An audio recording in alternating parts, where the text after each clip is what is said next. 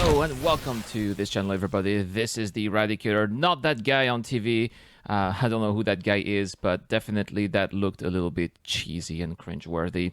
And as you can see, guys, the show just lasted 9 minutes and 23 seconds, and that cheesy segment here lasted until 0.57. So basically we have over 10% of the show that was already wasted. Thank you, CIG. This is something that I've said before. This is not acceptable, and I don't think that, I mean, we want to be informed. We want to be using the subscriber money to be informed, not for that kind of cheesy shenanigans. So I am very displeased with that, CIG. But let's get down to business, guys, and let's talk about the Ballista, which is what they're talking about here. Of course, they are making the promotion of that brand new straight to drivable vehicle, I would say, concept to drivable vehicle, which, I mean, they made some interesting points today regarding the Ballista. Of course, they were indicated about how great it is to defend outposts. This is something that they've been, oh, no, we don't want to see him, something that they've been mentioning here, that this would be the perfect vehicle. Let's say you want to keep Jumptown, for example. You want to keep Jumptown for your own organization. You bring a couple of ballistas out there, and that would do the job. Now, the only problem right now is that apparently nothing can carry a ballista, so that is quite problematic.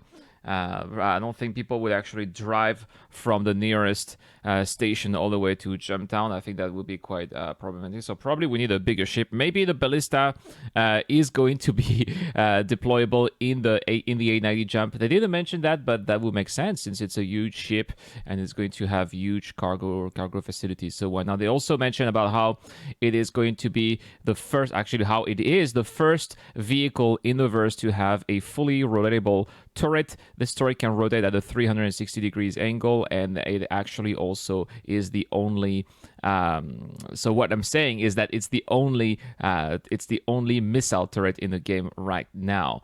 Probably going to come soon in the future. We're gonna have more missile turrets, probably with, say, things like capital ships. I wouldn't be surprised. I would be surprised if capital ships don't have missile turrets, or maybe we're gonna have a missile boat eventually in the future.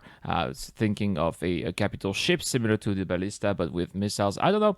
That would be quite interesting, and especially they were showing how it can shoot down ships just like that. Look at that. It has size 5, size 7 missiles, and boom.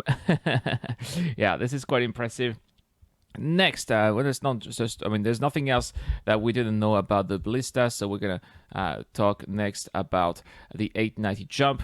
The 890 jump, I've said it many times, guys, this is the space hotel of Star Citizen, and it looks pretty amazing. Look at all these props that they've designed, tablecloth, sandals for your suite, all of these fancy glass, cooking pots. My goodness, this is quite impressive indeed. In my opinion, guys, this is gonna give a lot of pressure for the owners of the 890 jump, because that's going to be a lot of things to maintain, guys.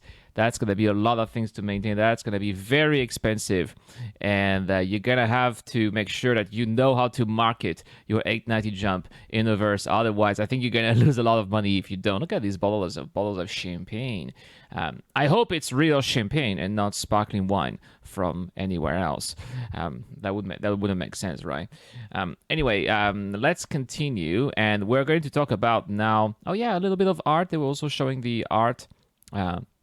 There's some of these statues out there and these paintings, especially made for the 890 jump. Each of these painted are signed by a different dev, which is interesting, even though it's the same dev who made the same paintings. But anyway, let's talk about the next thing now.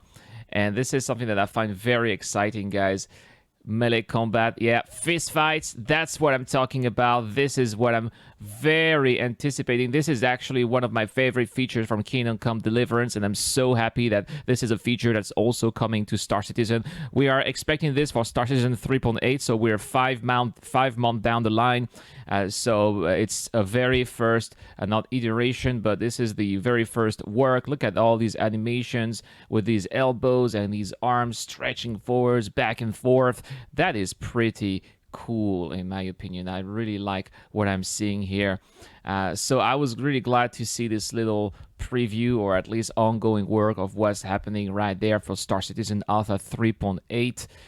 Pretty exciting indeed. Unfortunately, the show only lasted for 9 minutes and 23 seconds. I just wished that they had talked more about the 890 chart. I wish that they had talked more about 3.7. They didn't talk about 3.7 at all.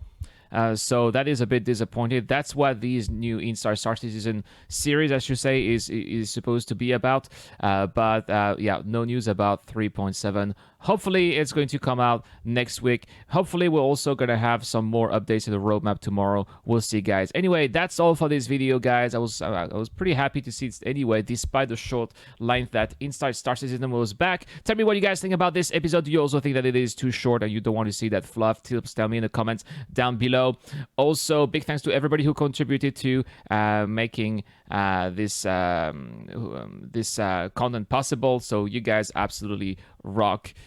Really big shout out to you guys. If you like this style of content, don't forget to hit that subscribe button and hit that like button. It's really helping the channel. This is the Eradicator. I'm signing out.